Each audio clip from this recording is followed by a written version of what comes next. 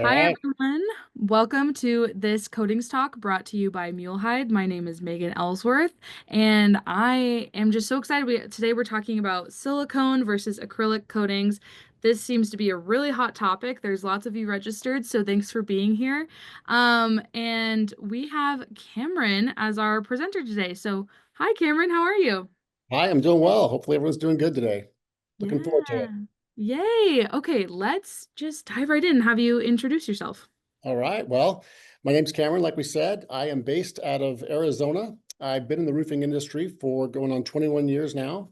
The last going on 9 years of those have been with MuleHide.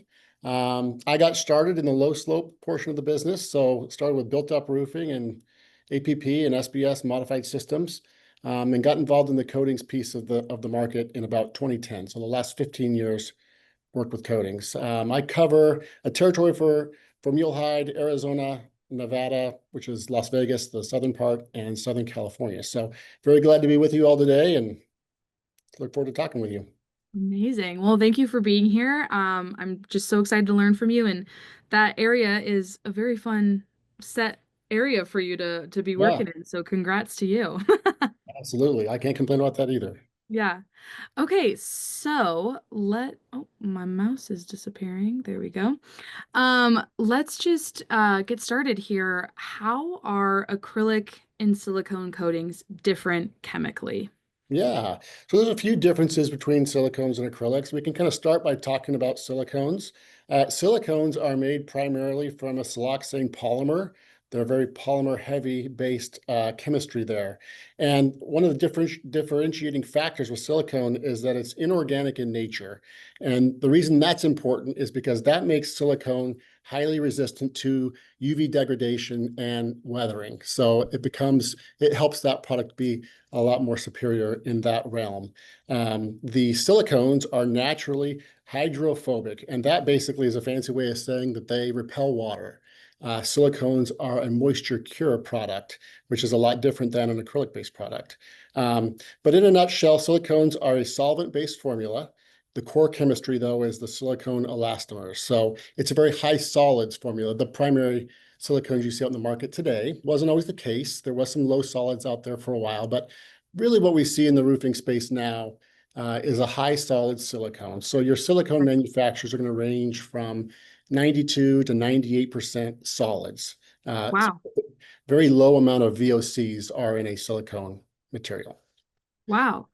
Wow. Yeah, when we deal with acrylics, they're made mostly from acrylate polymers, right, which are organic in nature, so opposite of silicones.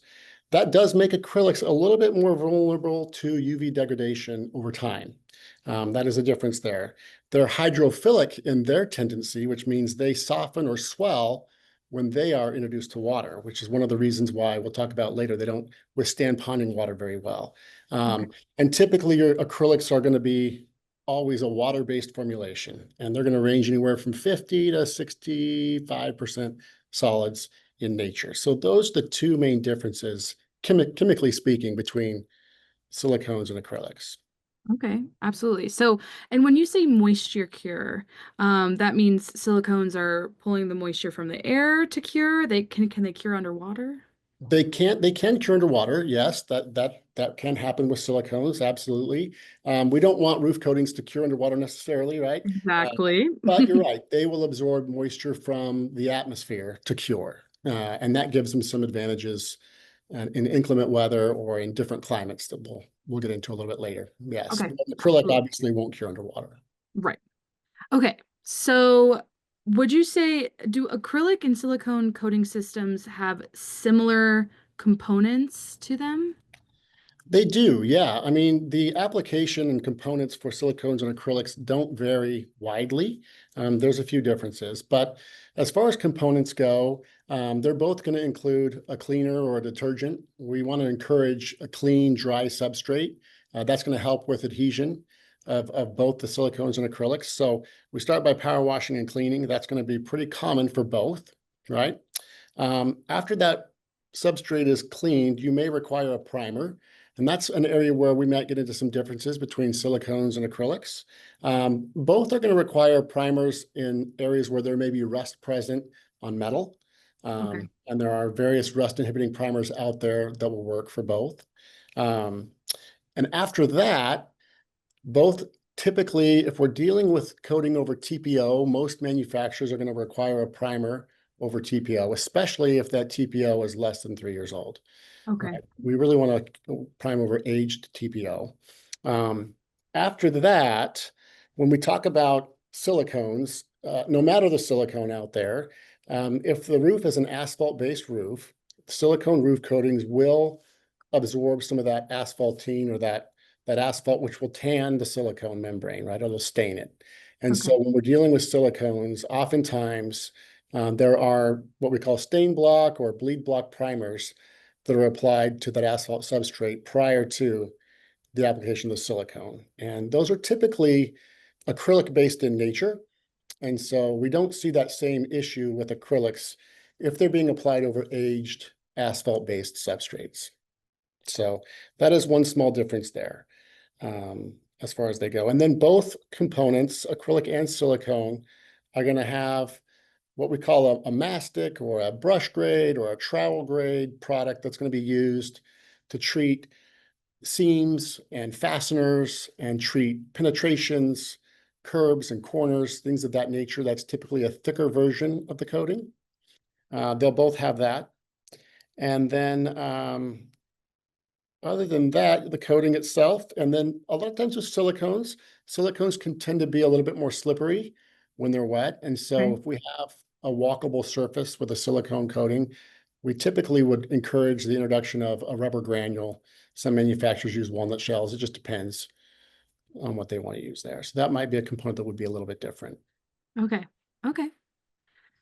Absolutely. So, okay, let's get into the how they're applied. What are the key differences in how the two systems are applied? Yeah.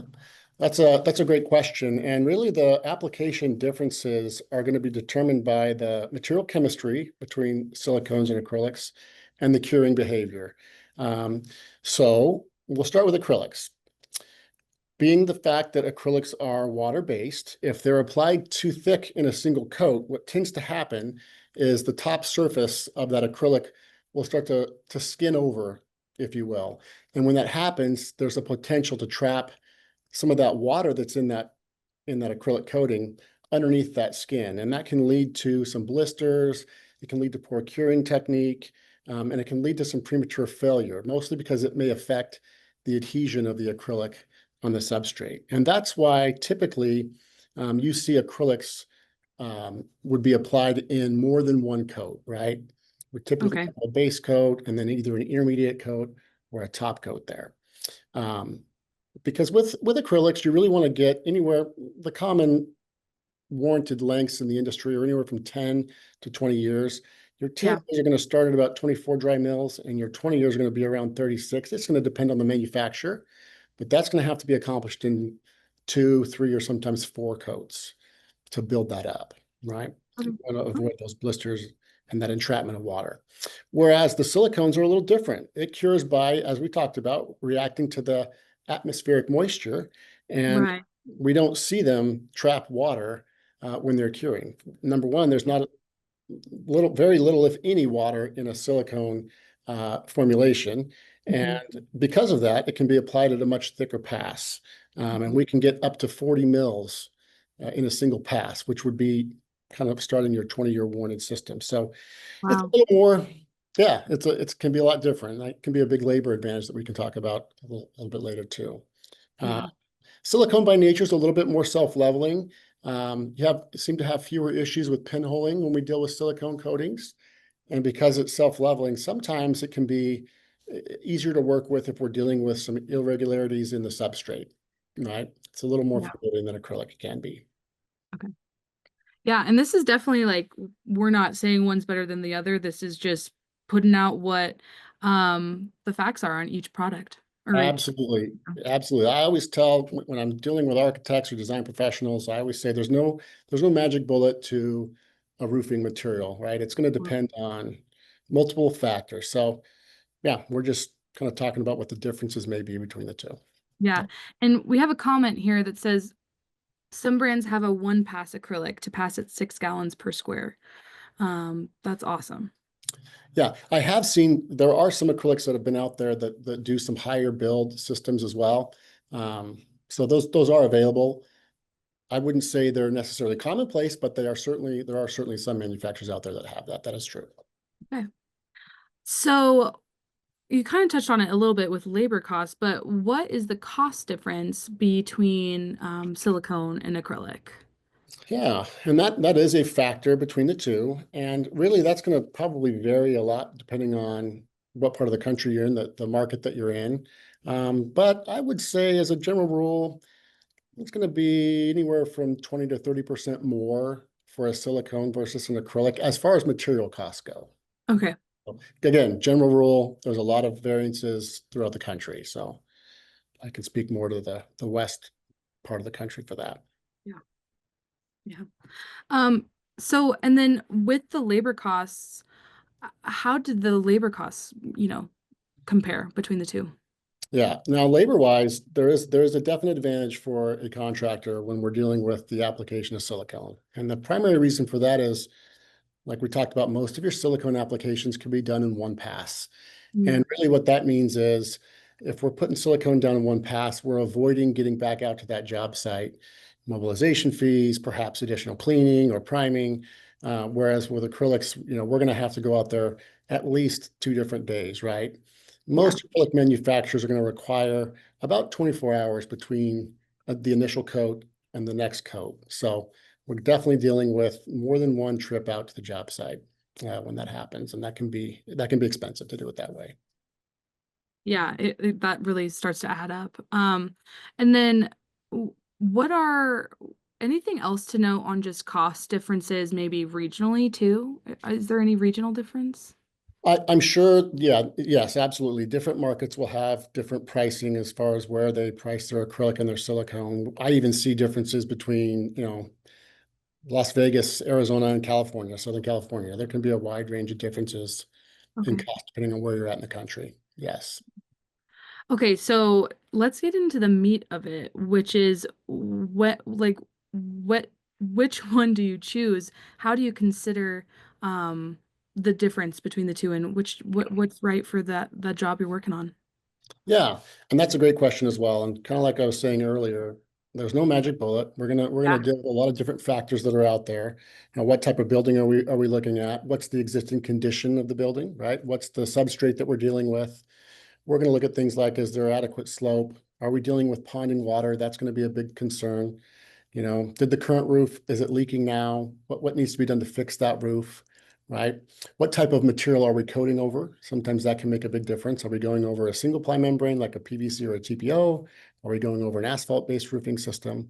We're going to talk a little bit about what that budget might be for the owner, right? Where are they at? What are their expectations? Another factor would be what type of warranty length are we looking for? Are we looking for a warranty? Um, there's a small piece that we'll look at as far as aesthetics go. There are some differences between silicone and acrylics when we deal with aesthetics. And then lastly, sometimes climate can play a big role in whether we're going with an acrylic-based system or a silicone-based system. Okay. So we can kind of get into some of those separately if you'd like. Let's dive in. Dive Okay. in. All right. Should we just tackle what we got sitting here on the screen? Yeah, ponding water. What Ponding, what do you start with there? absolutely. Ponding water, all manufacturers are going to encourage a positive slope. We don't want to see water sitting on the roof for a variety of reasons. But if we're dealing with situations where there may be low spots in the deck and ponding water may occur, then silicone definitely is going to be a better choice than an acrylic. And due to the nature of the chemical composition that we talked about earlier, where the silicones are going to repel water and they're not going to soften or swell if they're submerged in water long term. So the silicones can definitely perform better in ponding water situations. Absolutely. And And when we, then I would love to talk about climate, like you yeah, ended on there. What are the climate differences between the two? there's a few things with climate, and climate's not a major factor because we can do silicones or acrylics across the country. But when we talk about climates, silicones can be a little bit more forgiving in a lower temperature climate and colder weather climates. A lot of manufacturers, in fact, would even let you start applying silicones down to about 40 degrees, Oh, where an acrylic would be closer to 50 and rising, right? So there's a little difference there.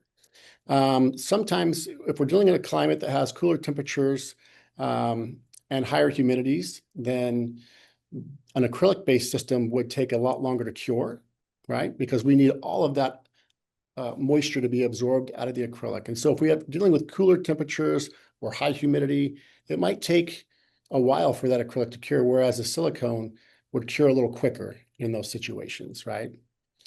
If we're dealing with a territory that experiences a lot of rainfall, again, we don't want to coat a roof if we're expecting rainfall, but the window for acrylics by most manufacturers is somewhere around 24 hours. We want to have a good 24-hour time period before we see any rainfall on an acrylic. And I've seen it as low as 2 hours for silicone-based systems. Again, I don't encourage you coating a roof if you expect rain in 2 hours, but I have yeah. some manufacturers allow for a 2-hour window there. Okay. So, Okay. And then we actually had a question just come in, kind of about the chemical makeup of the silicone versus the acrylic and the PPE that is needed to be worn when doing applications. Is there a difference between the two with what PPE is required? I haven't seen a big difference in PPE requirements. The one difference I would say if we're talking about that would be they're both very low VOC. Okay. Most acrylics are less than 20 grams per liter, and most silicones are somewhere less than 50. But there can be more of a solvent smell when we're dealing with silicones. So if it's somebody that's sensitive to that, then they may want to be aware of that. If we're dealing with air intake into buildings, we might want to be cognizant that silicone may have more of a solvent-based odor than an Okay. acrylic would. Definitely. Okay, that's good to know. So there's no like full body PPE needed or anything. No, not that I've seen with either silicone or acrylic. When we get into some of the spray polyurethane foams, we start seeing full Okay. PPE outfits, but not general coatings. Okay. So back to how to pick which one to use. What if there's an existing coating on the roof and what about the condition of the roof? Which would you pick between depending on different circumstances? Yeah, great question. And the easy answer to that would be if there is existing silicone on the roof, then you must coat with silicone. So Right. once silicone's been applied to a substrate, the only thing that would potentially stick to that silicone would be an additional coat of silicone, Okay. right? Whereas if it had been coated with an acrylic, then you have some options there. We can go another acrylic. We could also go silicone over acrylic, right? Okay. And so that's the biggest rule of thumb there. Another thing that we want to look at if it's been coated before is, how was that previous coating applied? Did they use good technique when they applied that coating? What I mean by that is we like to do adhesion tests. We like to make sure that when it was applied before, was it cleaned? Did they treat the seams? Do we see good roofing practice there? One thing I caution contractors on is to make their owners aware that if we're putting a coating down, we're coating to what's the existing substrate. So if that existing coating had been compromised in any way, we had seen evidence of ponding water on acrylic or anything like that, we definitely want to take measures to remedy that situation or make an owner aware that, hey, the existing coating may impact the longevity of new coating if it Yeah. wasn't done right the first time. Okay, and then we have another follow-up question. Is there a limit to the number of times you can recoat? And is there a difference between silicone and acrylic on that? Um, I wouldn't, there is a school of thought that silicones can't be recoated. Okay. That's not necessarily true. I think that's going to depend. One thing that we do at MuleHide is we always encourage an adhesion test. We like to test that existing coating with a new application of coating on there to see if we have good adhesion. If we can achieve good adhesion, we can recoat with a silicone as well. So I've done recoats with silicone over existing silicones, and I've done the same thing with acrylics. I don't know that there would necessarily be a limit of the amount of passes of coating you could have on an application. It's not like a membrane roof where most building codes, wouldn't allow more than 2 roofs to be installed. The coating typically doesn't fall under that same requirement.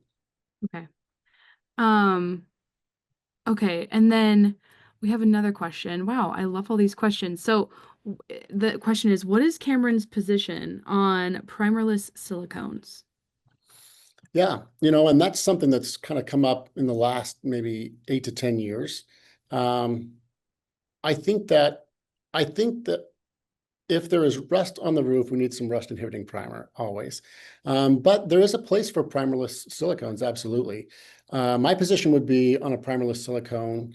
Again, I would encourage an adhesion test. And if we get good adhesion with an adhesion test, then a primer may not be required.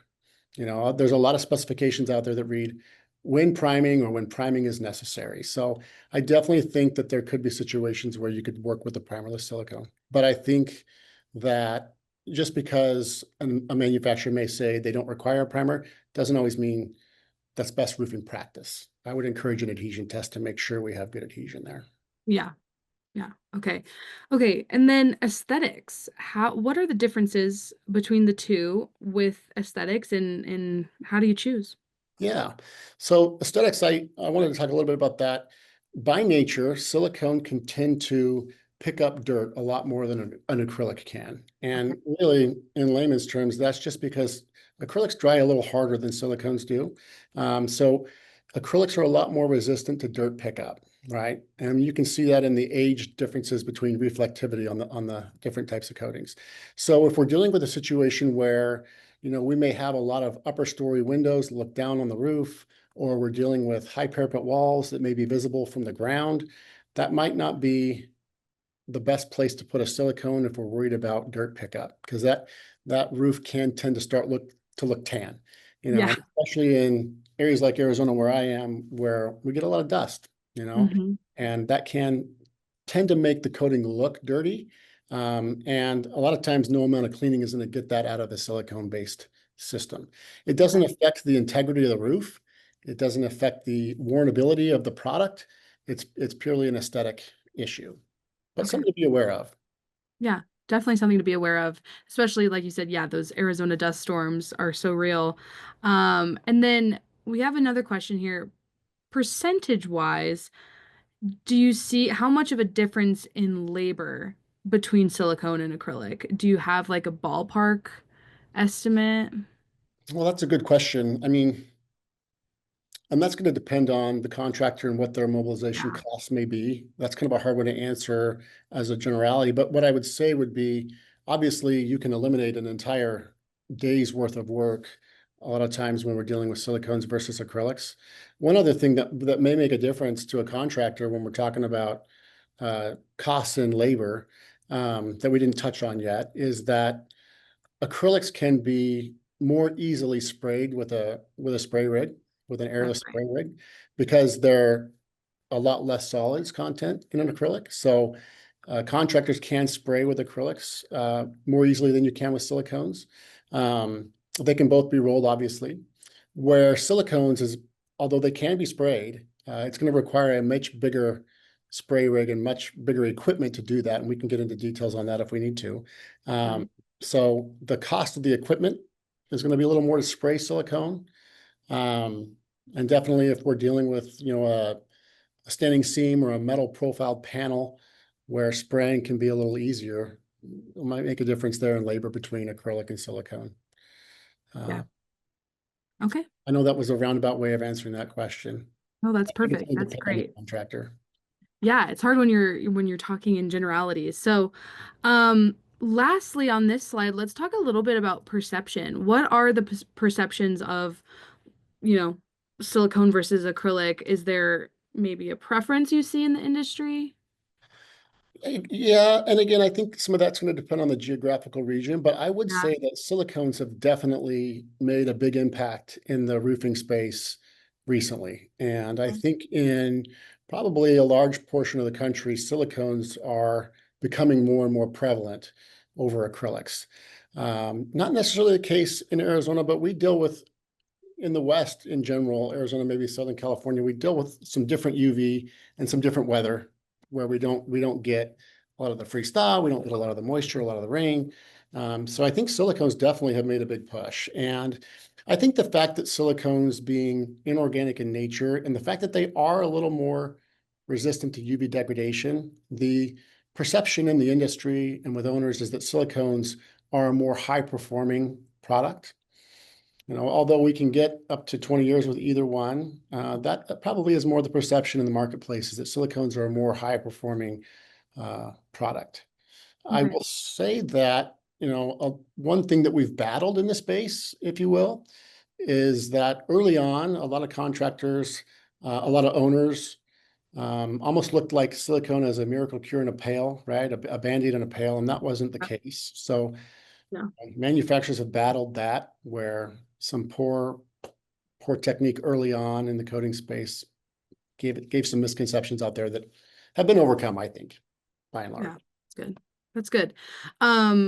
That is great. And we had Silvio says, thank you for answering his question. In Florida, there is a trend for silicone. So interesting.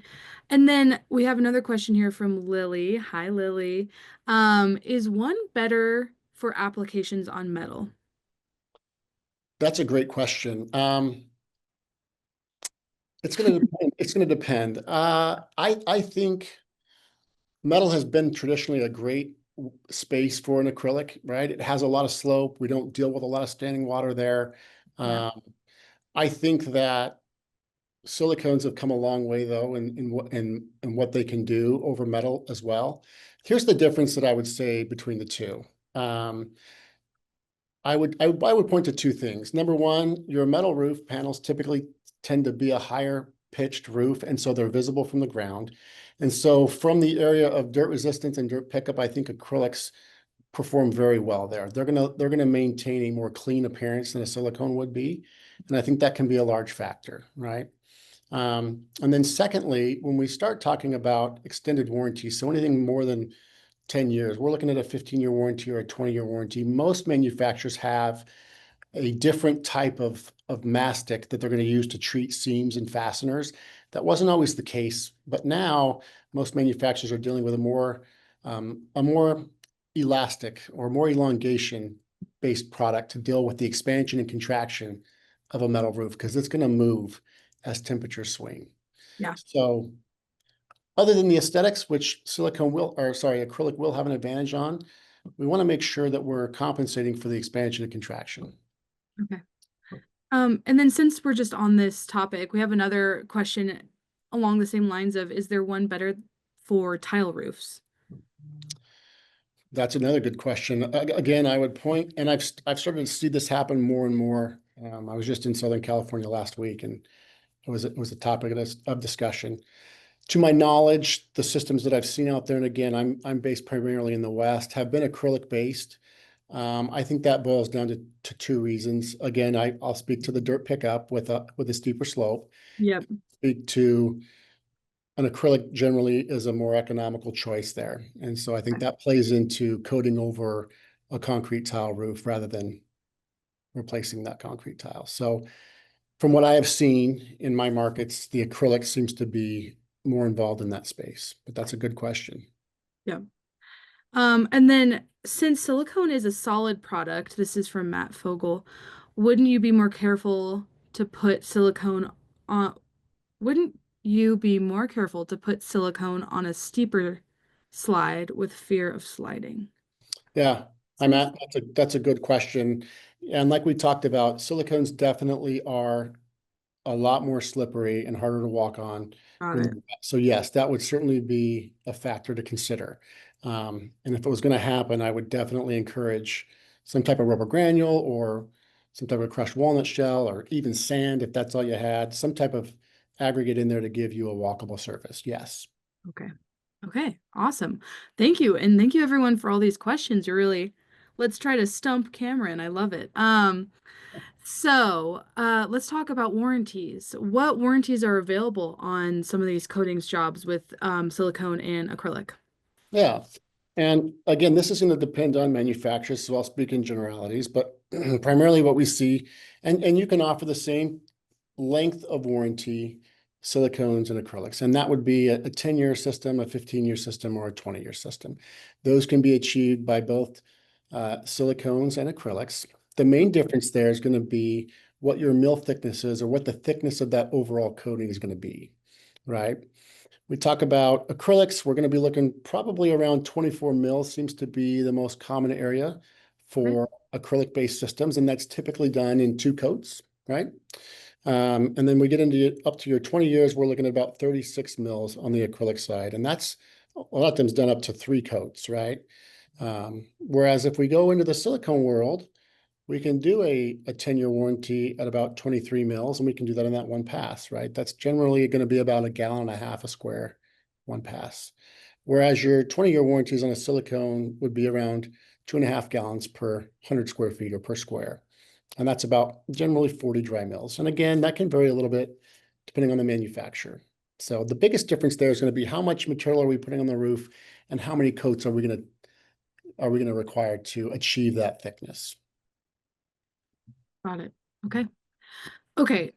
So go into the importance of that warranty for those coatings jobs. Yeah, that's a good question too. And there's really 2 main types of warranties that are available in commercial roofing, whether we're dealing with membranes or we're dealing with coatings. And that's going to be every manufacturer is going to have a material warranty, and that's going to warrant the material against defects, right? It's going to Okay. cover any defects in the material, weathering, accelerated weathering, chalking, fading that's done before the end of the warranty term. Those are typically of no cost to the owner, and they can be done commercially and residentially, right? There's another type of warranty. Some manufacturers call them system warranties. Some manufacturers call them no dollar limit warranties. And those are done on commercial roofing spaces, and they warrant the material against defect. And they also, manufacturers will cover any labor deficiencies as well. So if a roof were to fail because material prematurely aged, or there was an application error by the contractor, those would both be covered by the manufacturer. And those type of warranties typically are going to require additional training. You're going to need to be an approved applicator with the manufacturer. Got it. And usually it's going to require an inspection by that manufacturer's field inspector, technical inspector, to make sure the material looks good and the installation practices and specifications were followed. Yeah. And that's great because that's just keeping you and your company secure as well. Yeah. Yep. Okay, so we have a really, really great question. And I'm so sorry. They asked it earlier and I didn't quite understand it. And so I reworded it incorrectly. And forgive me for the pronunciation of these science terms, but oxime silicones release MEK, methyl ethyl ketosine, as the cure, a suspected carcinogen known to carry health risks. Consultants are saying alkoxy-based silicone coatings, especially GE, are much safer. And then they also say that, some places in Europe and North America have concerns around some of the silicones. Do you know anything about this? And can you speak to it? I don't know a lot of the differences there. I think, again, each manufacturer is going to have a little different chemistry in the way that they kind of bake their product, so to speak, and what that looks like. So I don't want to speak to something that I don't know. That certainly could be the case. For One sure. thing I didn't mention earlier would be that if you're working in confined spaces, it's always a good idea to check that SDS sheet and make sure that you're covering yourself for safety's sake. So I would say that may be the case, probably is the case. It sounds like they've done the research, but always consult with the manufacturer's SDS sheet. Got it. Okay. Okay, great. And then as far as ponding water, this is another question from the audience. There are some good options like Pond Buster 5000, just as an FYI, not really a question. Oh, never mind, not a question. Can you speak to Pond Buster 5000? Is this Sure. a good option? Yeah, I'm not aware of that particular product, but a lot of manufacturers have a coating that they use that can be used to build slope or fill in low spots, right? All So right. yeah, that can be a great asset to a roof and can be used to either enhance or allow for acrylic in situations where there's low spots in the deck or the potential for some ponding water. You can use those types of products to level out those areas so that they're more susceptible to uh, shed water and allow for an acrylic-based system. And again, like I said, any manufacturer is going to encourage positive drainage. So I don't want to leave the chat feeling like silicones will always withstand ponding water. We want to get the water off the roof, right? They're just a little more forgiving in ponding water situations. So yeah, I would definitely encourage, if it can be done, fill in the low spots and let's introduce some slope to the roof for sure. Let's get the water off the roof. Yeah, You know, absolutely. yeah. Get that water gone. And then we have another one. So many questions. This is fabulous. I've been dealing with solving leaks, but at the same time, I need protection in a steel roof. So as a protection against things like rust, which one of these two coatings can be better? And I know you talked about anti-rust primers as well. Yeah. That's the primary thing that I would say. There's a few things when dealing with metal roofs that you want to look for. Um, I wouldn't say that a silicone or acrylic performance-wise is going to be better in that situation. What you're going to look for though is the mastic that you're using to work around, your fasteners and your seams, right? Where you get the expansion and contraction. And if that's a big factor for you, you're going to want to find something that has a lot of elongation, a product that is suited towards working with metal substrates. Other than that, it's making sure the neoprene washers and your exposed fasteners are replaced if they need to be replaced. And, we're solving issues like that. Absolutely. But performance-wise, I think you can probably find components that will work with both acrylic and or silicone that would allow for that expansion and contraction. Okay. And then the questions keep coming in. So another one here, will ponding water void a manufacturer's system warranty?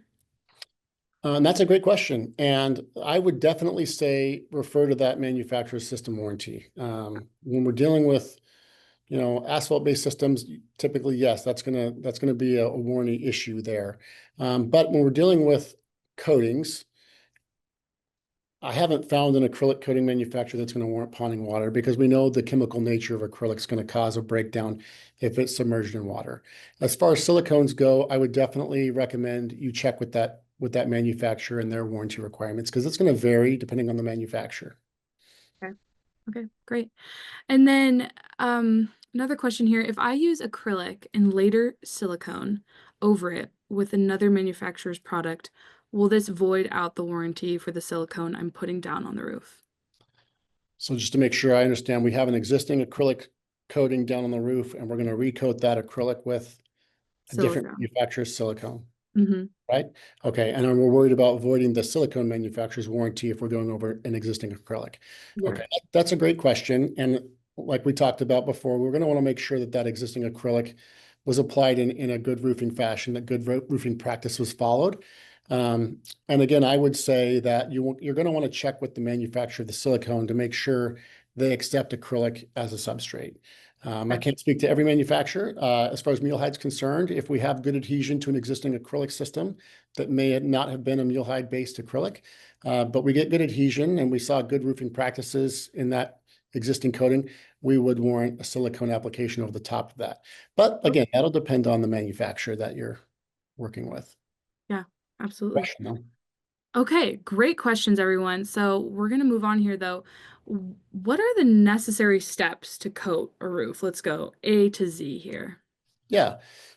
First and foremost, the first question I ask when I'm dealing with a contractor or an owner who wants to look at coating the roof is the existing roof leaking, right? That's the biggest one that we want to talk about. Whether you're putting down an acrylic or a silicone, I want to know, is that roof leaking? And if so, can we bring it to a watertight condition, right? That's the first thing I say. Bring it to a watertight condition with like materials. So the preference would be if it was roofed with TPO, let's make the repair with TPO before we coat. If it was roofed with an acrylic, asphalt-based system, let's go back to an asphalt-based system to make the repair, and then let's do the coating to extend the life of that system there. So we want to make sure we can get that roof watertight, right? Yep. And then we want to make sure that the roof is clean too, if we're going to coat it. But if we're talking about taking a look at at what we might look for when we're dealing with whether or not it's a good candidate for coatings, right? We're going to want to look at things like, our previous coatings peeling or chalking? Are we dealing with any seam integrity on any membrane roofs? Do we have open seams or side laps? What's the slope look like? Do we have sufficient slope or not? Do we have evidence of some ponding water? How are our pipes? Do we have properly flashed pipes? Can we bring them back to a watertight condition? These are the types of things that we're going to look at when we're addressing whether or not a coating is a good option. Okay. Follow-up question on that part right there is, do you have a suggested product to level up those ponding areas? Does MuleHide create anything? We do. We have a product that we're introducing into the marketplace that can be used to fill in low spots and create slope. Yes, it's our LS product. There's some information available on that, and I'm sure other manufacturers do, like that question that we had. Absolutely. Another thing that we see done commonly in the marketplace, depending on where you're at in the country, a lot of times we see the use of emulsion in acrylic-based systems primarily to fill in low spots. It can help. It's a great way to fill in some low spots using some asphalt emulsion. Can be done that way. Another common practice can be in low spots. We may do a 3-coursing with a polyester fabric. We can introduce some redundant layers to help build up some of those low spots as well. Okay, awesome. Yeah, there can be a liquid-based product. It can be an emulsion-based product. Primarily, that's acrylic, not necessarily silicone. And it can be built up with the use of polyester in a 3-course fashion. Fabulous. Okay, what else on steps to coating a roof? Yeah, so we want to make sure that the roof's watertight. We want to make sure that it's clean. Again, I always encourage a cleaner to be used. We want to do that adhesion test to make sure we have good adhesion to what we're going down over, whether that be a roofing membrane or whether it be a coating. And then we're going to want to go ahead and make sure we follow our manufacturer's guidelines on, what is our dry mills, what's our gallons per 100 square feet, and make sure we follow their recommendations and guidelines there. Yeah. Absolutely. Okay. This is just absolutely fabulous. Keep the questions coming. Thank you, everyone, for being so active in the chat. Okay, Cameron, additional considerations that people need to think about before putting down a coating. Yeah, we've talked quite a bit about adhesion tests. Those are Yep. easy. Most manufacturers have an adhesion test kit. They're free. I always tell a contractor, even if you're going to get adhesion on this roof, it's always a good idea to do the adhesion test. It's something that you can show the owner that it was done. Give them a peace of mind that you've done the legwork to make sure their roof was a great candidate for coating.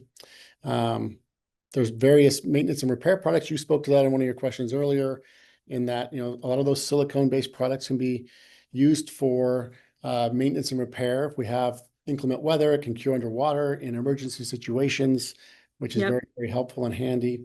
I had spoke a little earlier about making repairs with like materials, meaning, again, like I said, if it was a TPO roof, making the repair with TPO.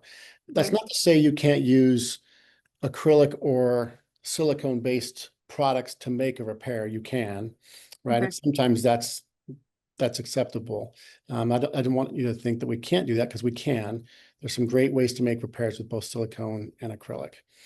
Typically, when you're doing that, though, you're going to want to use some type of reinforcement if we're dealing with a repair or a seam. So Okay. 3-course that in with a piece of polyester is what most And manufacturers are going to require. what would those products be? Is that a sealant?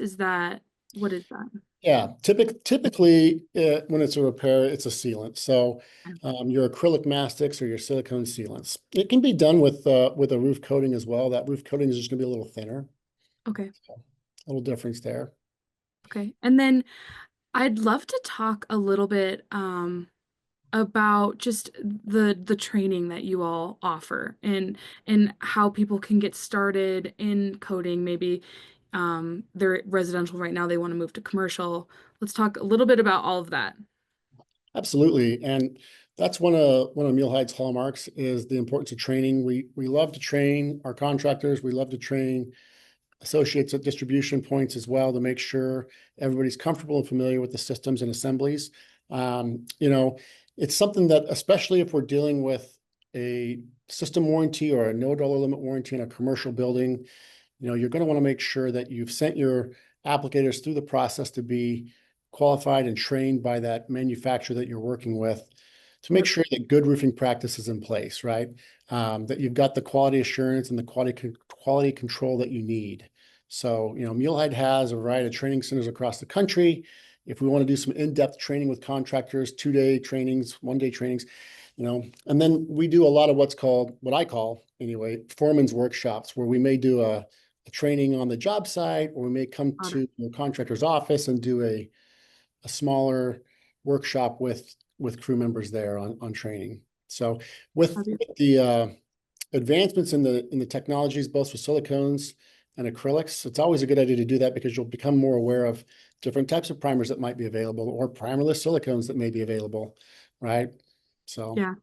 we're Yeah. big. So if people on here are already doing coatings, doing a training once a year to stay up to date. Yeah, especially if you've got, new crew members coming in, or new applicators coming in that might not be as seasoned as your tried and true crews, sending those newer guys out to trainings and allowing them to, better themselves on their application practices. Absolutely. Love it. Love it. Okay, we have a question here and it's so great. So it's from Dylan. Thanks, Dylan. How much discretion should be used? Or rather, the question is, how often is a roof disqualified as a coating candidate in your experience? That is a really good question. I I tend to say that coatings are a great way. I look at coatings like a sunscreen, right? Coatings are going to preserve the existing roof against the UV degradation that we have, right? So if I've got a situation where we've got extensive leaks in a roof, if we've got prior uh, poor roofing practice, we got a roof that has a bunch of grease, or open seams, or I've seen roofs where they've roofed over expansion joints, or there's the metal deck is past the point of a rust inhibitor. Those are situations where coating may not be the best option. We might want to look at doing a recover with a membrane, right, or a tear off and a recover. There's an obvious cost associated with that, but there are times when the roof is past the life cycle to coat. Yeah.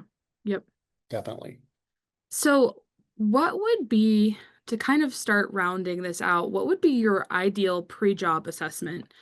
What is involved in that assessment to determine if it's a qualified candidate? Yeah. First and foremost, we've talked a lot about adhesion tests. So I Yeah. always start with the adhesion test, and I make sure we can adhere to whatever's there. And then after that, if we've got, if you've got a roof that's been down and it's a warranted roof for 15 years and you're in year 12 or 13, probably going to be a good candidate for a coating, right? If it's a membrane roof, we want to make sure we have good granule adhesion. We're not looking at the fiberglass or the polyester scrim in that asphalt-based membrane. Same on single ply systems. We want to make sure that we have good seam integrity, that we don't have a lot of cold welds that are exposed, that we're not looking at scrim in that membrane as well on base flashings or curves.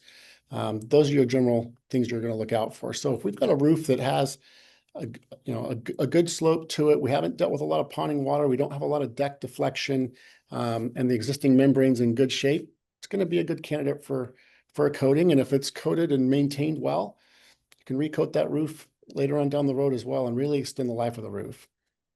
Yeah, absolutely. Okay, fabulous. We have another really great question here. And now is the time. This is the Q&A section at the end of the hour, so keep your questions coming. And that is, what are your thoughts on two-way vents to get moisture out? I think it's a good idea, and there's, generally when we talk about, I haven't seen it as much in the West on coatings. It's done more with recover of membranes, but the theory would be the same. Typically, it's a vent about every 10 squares to help get that moisture out of the assembly. Okay. I would say that, in my opinion, if we're relying on a moisture relief vent to eradicate moisture from the roof, then it might not be a candidate for coating. But if we don't have evidence of long-term moisture intrusion, and we're not necessarily dealing with trying to get moisture out of the roof, but prevent moisture from accumulating into the roof, great practice. I think it definitely serves a purpose. Uh, but if we have a situation where the roof has had moisture intrusion, I would want to look a little further into why. and if we're going to deal with issues with the coating over time. Awesome. That question was from Andrew Miller, and he says, perfect. Yeah, that is a Um, good question. yeah. So, on average, how long will a silicone and acrylic extend the life of a roof? Another good question. And the best way to answer that would be it depends on how much product you're going to apply on the roof. So, anywhere from 10, 15, or 20 years, depending on how many gallons per square foot you put down on the roof. But I'm aware of both manufacturers in the silicone and acrylic space that will go up to 20 years in their warranty.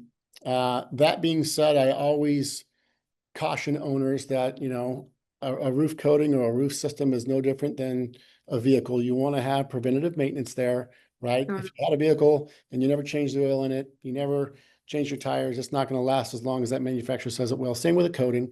We want to make sure that we typically recommend a minimum of two annual inspections on a roof, right? We like to do one maybe in the spring and maybe one in the fall, just to make sure that water's draining off the roof, that you haven't had maintenance or trades up there that have damaged the roof, and make sure we're keeping that roof clean and in good working order. And if you do that, then I've definitely seen roofs that have been coated last another 18, 20 years. Absolutely. Wow, that's fabulous. 18, 20 years. My gosh. That's have a child in that period Right? and watch them grow up. Is there any scenario where a silicone coating is considered a roof covering? Um, well, I would say that yes, it could be considered a roof covering when it is applied directly to a concrete roof deck. Absolutely. And most silicone manufacturers will allow for that. Uh, a lot of times a primer would be required over a concrete deck, but it can be the primary roof covering over a concrete deck.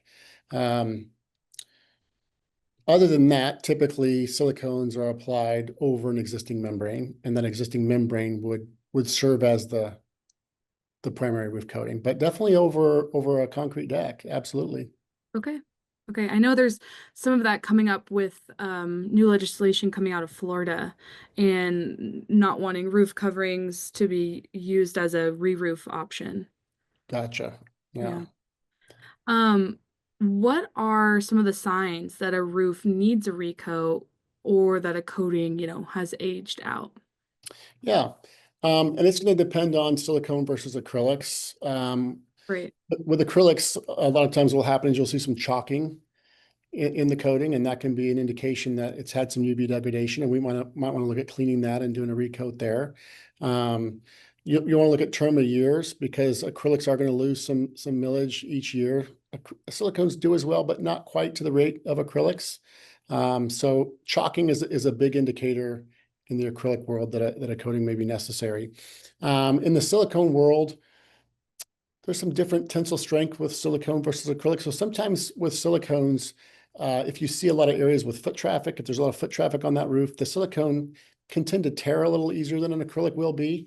And that can be done, typically I see that done in foot traffic, but also if there's a lot of expansion and contraction in a building, sometimes you'll see some cracking of that silicone membrane in those areas. And that can be a good indicator that the silicone roof may need to be looked at for a touch-up, for an additional coating. So those are the Okay. two things that I typically look for when I'm up on the roof. Ponding water areas with acrylic as well. If you've had ponding water up there, you're going to see some of that acrylic degradation in those areas, and that can be a sign that we need to take some measures to make some repairs there. Yeah, absolutely. Get that water out. Yep. Well, this has been an absolutely fabulous coatings talk. If there's any questions you have about, 5 minutes to get them in and we'll get them answered. I just really quick before we wrap up, totally want to thank you, Cameron, for all of your wisdom and advice, and thank MuleHide for sponsoring this. How can people get involved with you and MuleHide, learn more about your products, and become a certified applicator? That's a great question. And I saw on one of those slides there, you had the territory manager there. MuleHide's Yeah. got some of the best territory managers in the country spread across the country. So if you were to go to mulehide.com, there is a link on there where you can find your territory manager depending on where you're at in the country and be easily put in touch with a territory manager that can walk you through training opportunities, and the necessary steps it takes to become an approved applicator. So that's the best thing to do is reach out to a territory manager to find out what's available in your area. Awesome. Great. Anything that we missed during this Coatings talk that we need to go over, or did we totally cover everything? You know what? There maybe two things I thought of that we might have missed, just small things. With that dirt pickup on silicone, sometimes that can impact the reflectivity of a silicone. So Oh, over time, maybe that silicone may not be quite as reflective as an acrylic would be, and that could impact some of the energy costs, silicone versus acrylic. It's not a major difference, but there is a slight difference there. So that could be something that could be considered, number yeah. one. And then number two, because I deal with such a hot climate in Arizona, sometimes the silicones, because although they don't cure, because it's dry in Arizona and it takes a lot longer for a silicone to cure because it's a moisture cure, sometimes it will skin over. And sometimes if we're applying polyester fabric, I always caution the applicator to be aware that they're going to need to work a little quicker in hotter climates with silicones so that they're not getting a dry lap on that three course. So a lot of times we'll do the three coursing with an acrylic based product that's a little more forgiving and takes a little longer to cure, and then cut with silicone. That would be maybe the two things that I had written down as a talking point that we didn't cover. Perfect. Well, thank you for covering them. We actually have one more question. Yeah, So we'll end on this, but is there any difference in reference to coastal applications? Is either silicone or acrylic a better choice when it comes to salt water and humidity and all that stuff? definitely in the humidity space, a silicone is gonna be a little better performing because it is a moisture cure. Got it. So we definitely see that along the coast. We see a lot of coating, silicone coating in Southern California. Not to say that acrylic won't work, but I think the trend is moving towards silicones in higher humidity areas because of the moisture cure capabilities that it has. Got it. Definitely. Fabulous. And then we have a really sweet comment from Armand Todd. I really appreciate your answers to all these questions. A lot of people ask questions I was also thinking about. So Great. that's really great. So everyone, just so you know, this will be up on CoatingsCoffeeShop.com in 24 hours. You just go to read, listen, watch, and it'll be the first one on that page. You can share it out to all your friends, your family, your grandma, and watch it again if you want. Listen to me and Cameron yap. Thank you so much, Cameron, again for chatting with me. And if anyone has questions, we can put you in touch with Cameron and the MuleHide team.